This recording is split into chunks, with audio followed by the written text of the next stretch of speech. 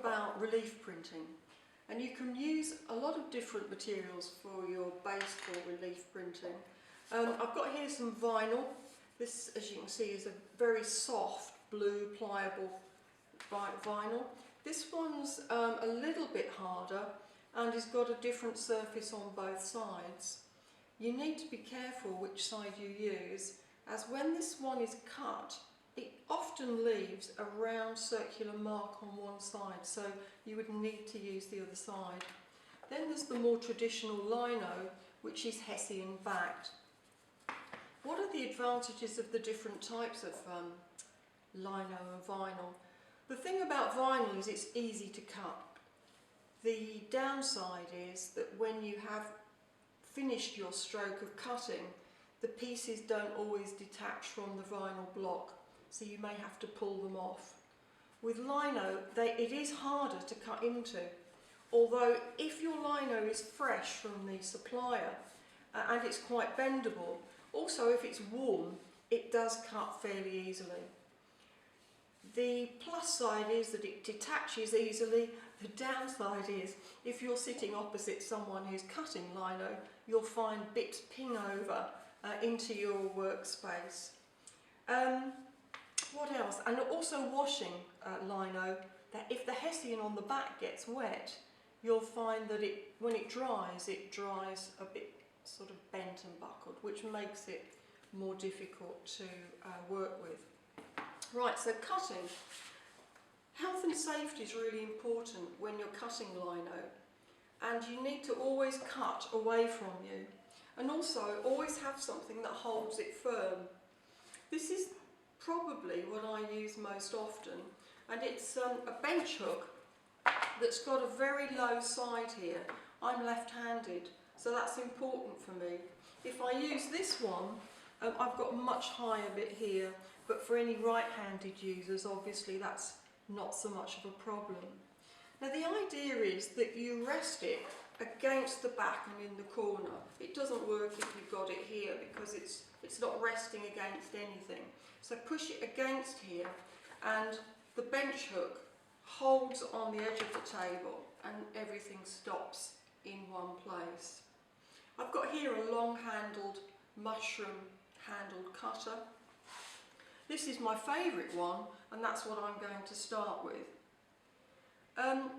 I've marked out my image already, and I cut along the line using the forefinger of my other hand to guide it, and also to regulate the pressure. Now you can see that this is still attached, and I have to just pull it off. I'm cutting away from me. I've also really careful that I don't put my finger in front and cut into it. Obviously you're going to cut into your finger, which isn't what you're aiming for. If you want to go around at a different angle, you can wedge it into the corner in that direction, which helps if you've got a more angled cut. For example, around here, so that you can follow it and always go away from you. The same thing of course applies here. You can wedge it in there, you can have it in the corner. Another way of doing it is to use a hand guard. That's what this is. It's a plastic guard. You hold the back and you wedge your piece of lino or vinyl in here. So as you cut against it, it holds it firm. With your other hand behind that red plastic lino guard, you can't cut this hand, it's fully protected.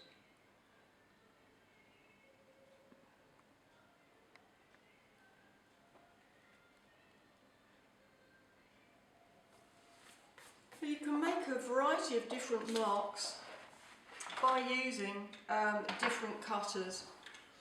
There's a whole range of them in this type, but these are the cheapest ones, and you can get a set with one handle and 5 or 6 cutters that are interchangeable. They just fit in and out of the end.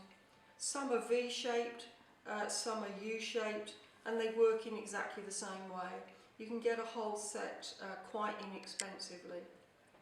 Of course, once they get blunt, you need to throw away the blades, whereas with these you can resharpen them, and they're perhaps a more precision and more expensive equipment.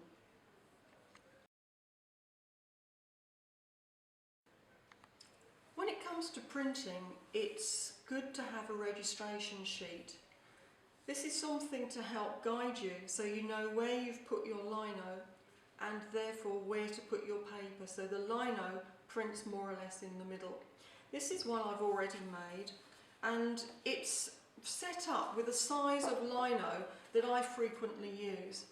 It's also been laminated, and I have a set of these ready for groups of students to use, and it's white clean.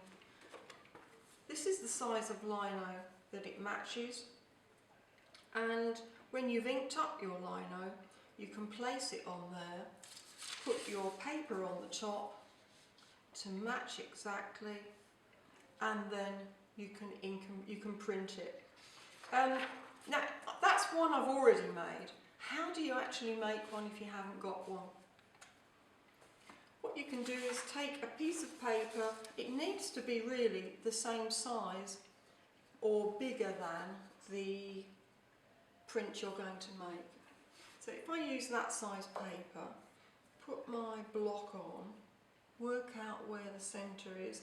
You might want to measure it precisely, I'm just doing it by eye, and draw around it.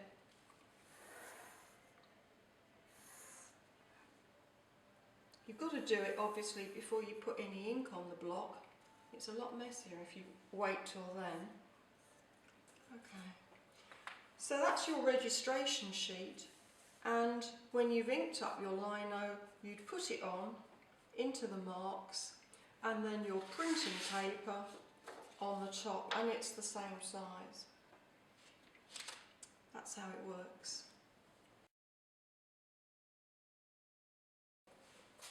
I need to ink and print it now, and I'm using a relief ink.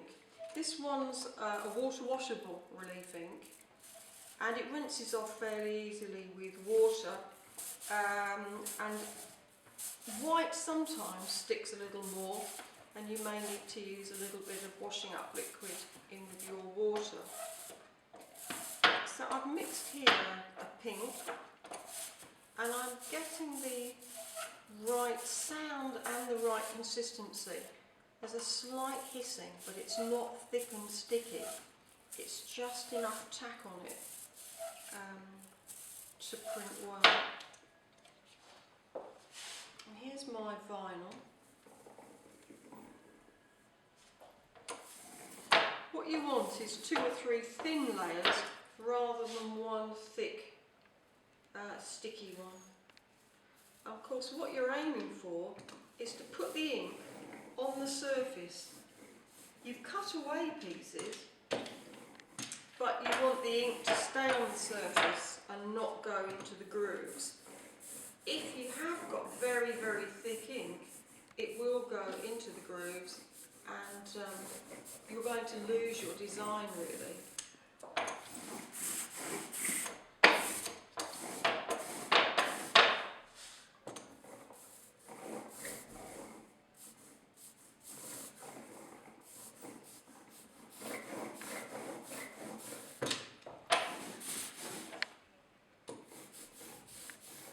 Ideally I'd do it just in one direction, but it is missing a couple of places, so I'm just going over those.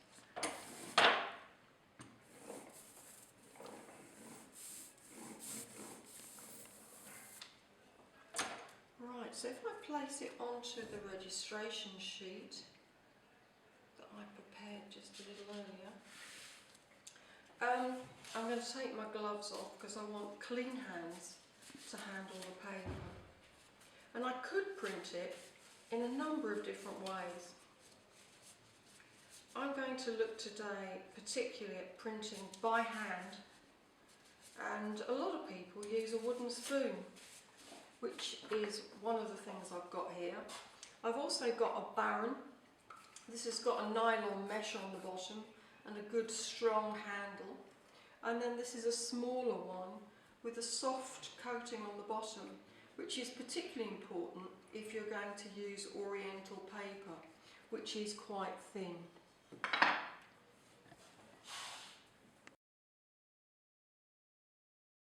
So I'm putting the printing paper on the top, smoothing it on.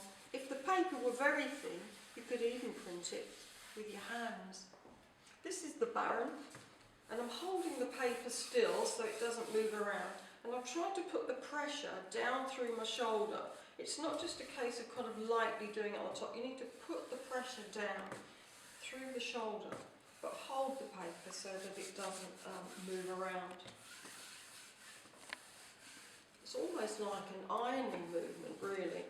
You're sort of flattening and smoothing and putting the pressure on through the paper. Now I'm going to have a look and just see how it's going. Yeah, it's not looking too bad. This is the other thing you can use, and use it this way up, and you can do a circular motion. This of course is the cheapest, and many would say the best. This is the other one. On this kind of paper, it's perhaps not the best. It's a little too soft. Now I'm going to have another look, see what I've got. I think probably this will be okay.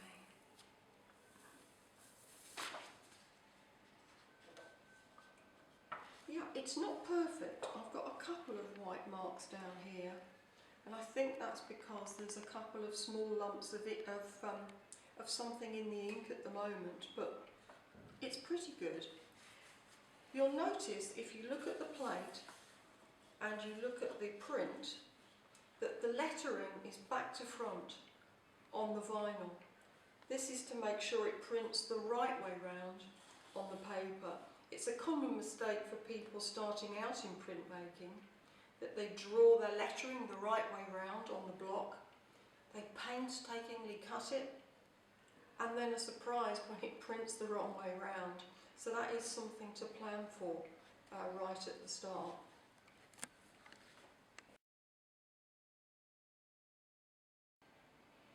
Another way to print your vinyl is through a large etching press like this one. I've put it on the registration sheet already, and I'm putting the paper on top.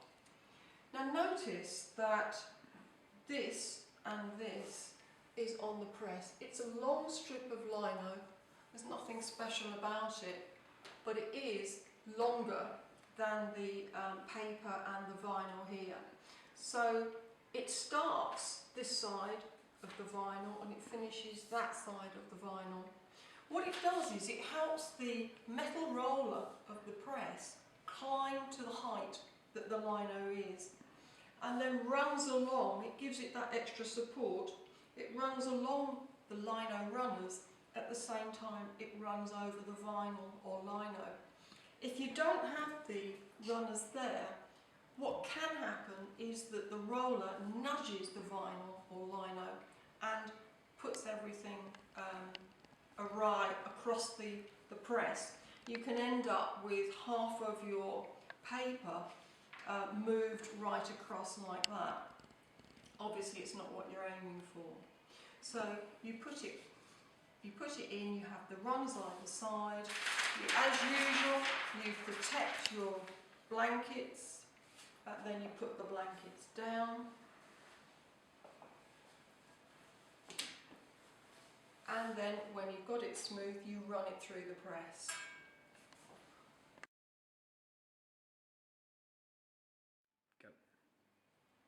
This is another way of printing your lino and vinyl prints. It's a relief press and it works with a screw action, tightening the screw and untightening it to get the vinyl back out.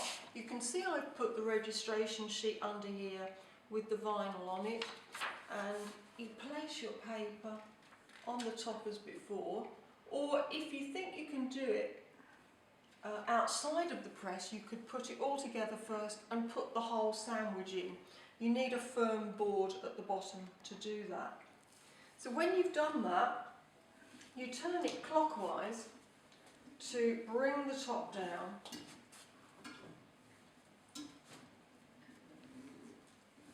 And so you get down to the bottom, and when it's meeting here at the bottom, you can apply the pressure to the print.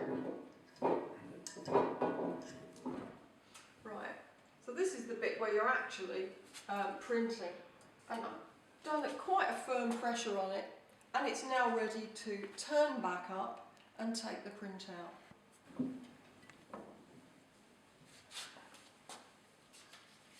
And then you can take out your whole sandwich or peel it up as you like, and you've got your print and your vinyl. There we are.